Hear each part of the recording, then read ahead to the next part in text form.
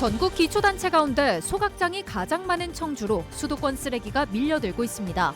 왜 이렇게 청주로 소각장이 몰렸는지, 또 어떤 대가를 치르고 있는지 집중 취재했습니다. 하루 100톤 넘게 쓰레기를 태우는 소각장들. 알고 보니 환경 영향 평가도 받지 않았습니다. 99.8톤의 꼼수를 단독 취재했습니다. 헌혈자가 너무 줄어 비상이 걸린 혈액원이 헌혈을 하면 구하기 힘든 간식을 주겠다는 깜짝 이벤트를 열었습니다. 이번엔 헌혈 오픈런이 이어졌습니다. 시청자 여러분 안녕하십니까? 계속해서 뉴스데스크 충북입니다.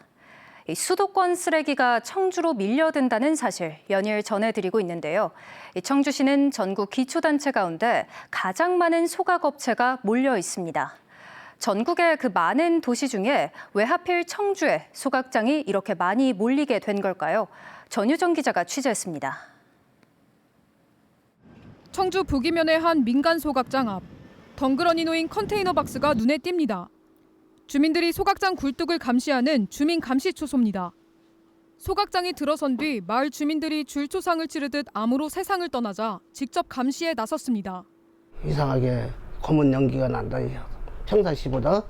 그럴 때 이제 우리가 시사에 이제 문의를 해보고. 반경 3km 안에 소각장 3곳이 다닥다닥 붙어 있는 마을. 주민들의 불안은 극에 달해 있습니다. 글쎄, 저 서울 저주 다 일로 온다잖아. 아이고 안 좋지, 안 좋지. 아이고 안 좋아. 우리는 이제 다 살았어. 근데 젊은 애들이 안 됐지.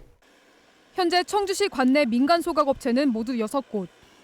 전국 기초단체 중 가장 많습니다. 하루에 태울 수 있는 소각량도 1,455톤으로 전국 소각량의 18%를 청주가 떠안고 있습니다. 이 업체들이 자리를 잡은 건 대부분 1999년에서 2010년 사이 통합청주시 출범 전인 옛 청원군 시절입니다. 당시 청원군은 기업 유치와 세수 확보를 위해 소각장 인허가 빗장을 사실상 풀어줬고 업체들 사이에선 청원에선 허가받기 쉽다는 소문까지 돌았습니다.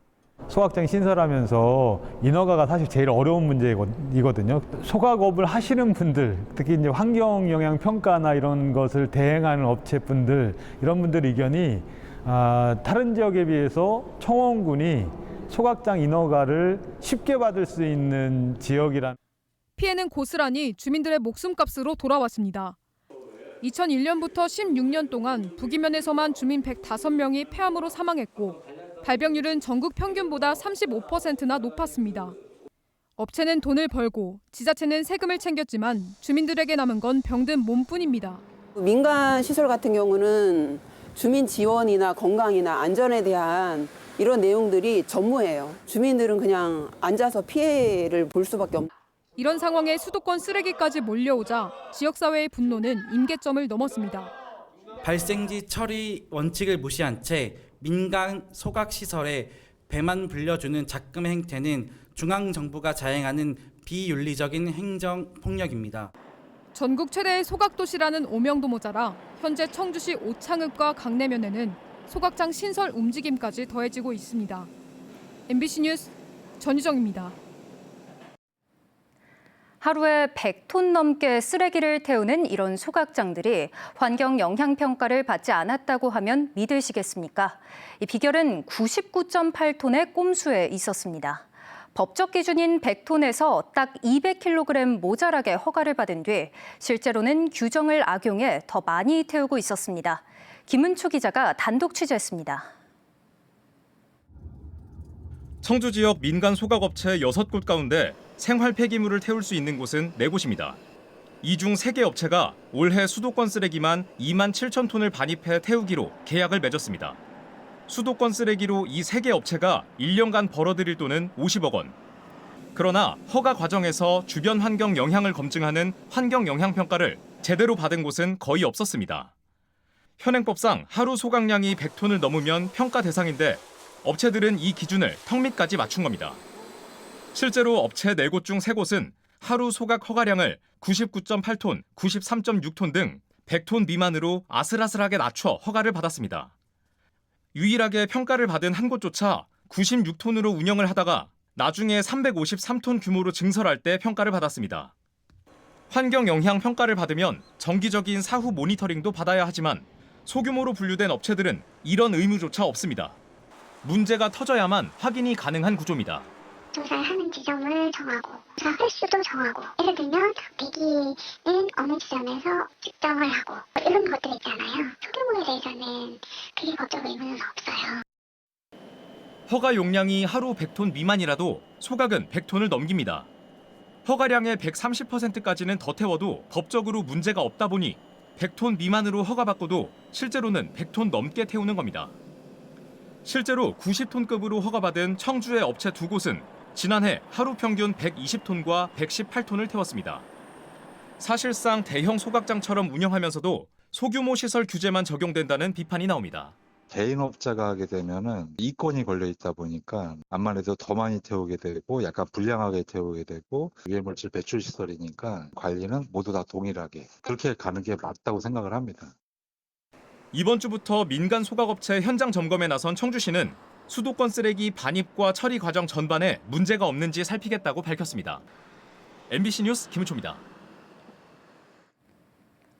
오늘 밤 9시를 기해 괴산과 제천, 진천, 단양, 음성 등 5개 시군에 한파 경보가 발효됐고 청주와 충주 등 나머지 6개 시군에는 한파 주의보가 내려졌습니다.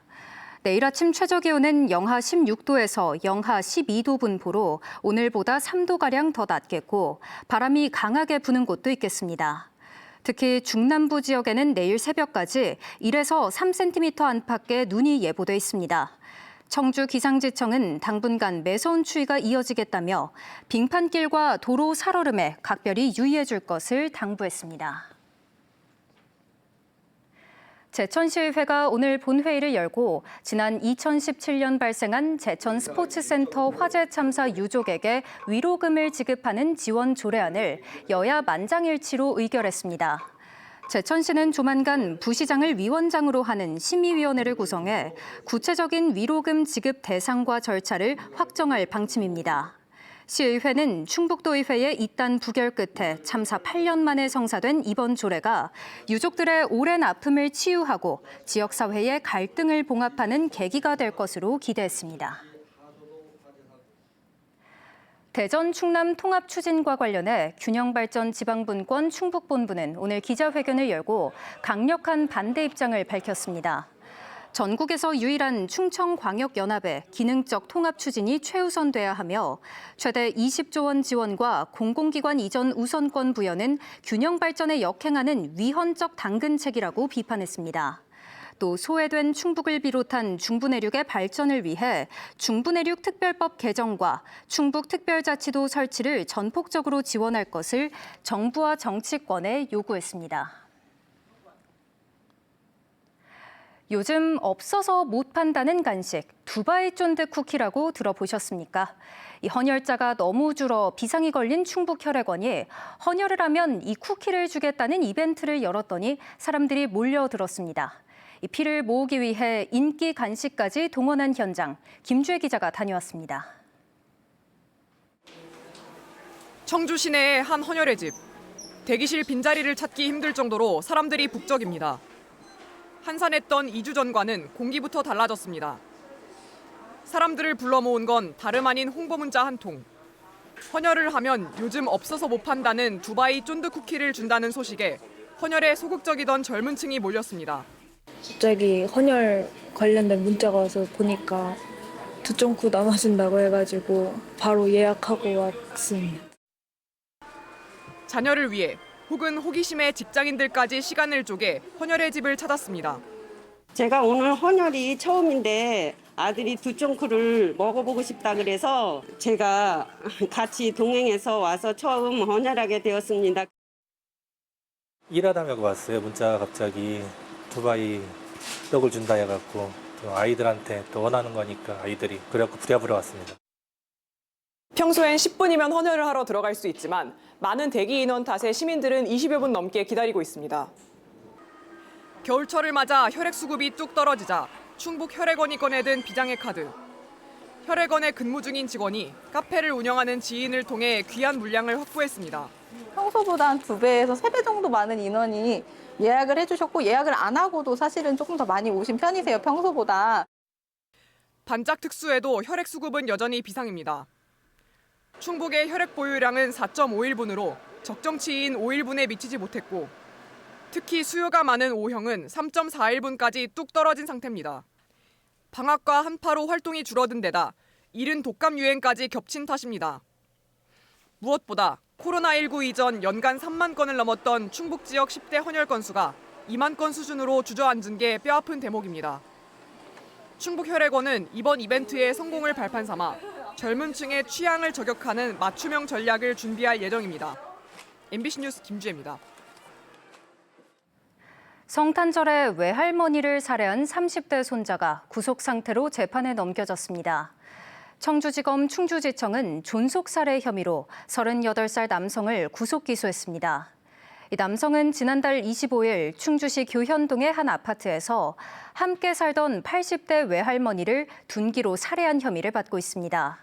수사 결과 이 남성은 수년간 정신질환을 앓다 약 복용을 중단한 상태에서 외할머니의 잔소리가 심해진다는 이유로 범행을 저지른 것으로 드러났습니다.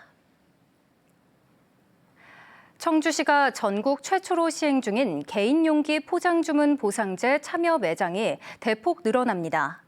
청주시는 내일부터 본죽과 탕화쿵푸 마라탕 등 45개 매장이 추가로 동참해 전체 참여 업소가 70곳으로 확대됐다고 밝혔습니다. 지난해 10월부터 시행된 이 제도는 음식을 주문할 때 개인 용기를 가져가서 받아오면 건당 최대 3,000원을 지역 화폐인 청주페이 포인트로 돌려주는 사업입니다. 청주 지역 화폐인 청주페이 발행액이 2조 4천억 원을 넘어섰습니다. 뉴스를 마칩니다. 고맙습니다.